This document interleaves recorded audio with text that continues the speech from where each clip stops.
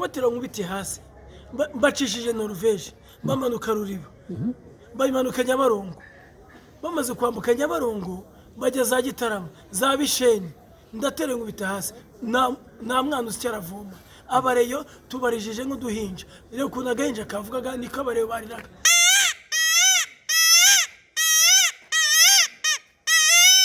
abareyo nyina ridayi abareyo nibatorazana nibakimiswana umusigiti n'umweru n'icyatsi nta musigiti w'ubururu baho nubatse abakoze amakosa urabona Kiyovu yavukiye hano ibintu bavuga ngo yavukiye ibyumba n'abanyabyumba bayisanze hano nibo bayifashe ne bahita ako bavuye ibyumba Kiyovu ni yanga mu mujyi nali atwani reba urana barange twayarana hatashya ahangaha hari abantu bagenda mu yandi makipe bahindura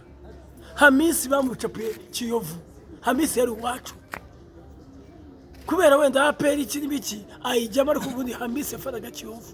twegere turi abanyamujyi ntabwo twahindura ikipe n'urucaca idini n'ubusiramu umusigiti n'umweru n'icyatsi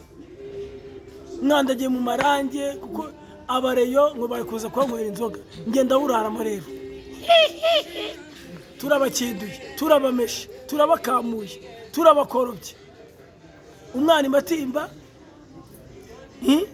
turatira dukutasi umwanda induba nibigira induba abara nina lillahi wa inna ilaihi rajiun ni maiti bazanye serikali muri stade birangira bo bayigiyemo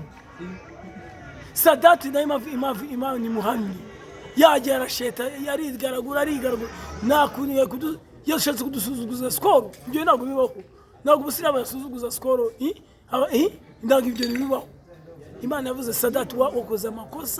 amakosa uzasaba imbabazi yese yegura ko ntabwo biye gushoboka inzoga ngo bari kuzinyweramo hano twe tuharira capati tuharira susa tuharira makaroni n'ibiki byose inyama z'ibiti abareyo tubarije n'agahinja ubarijije nk'akana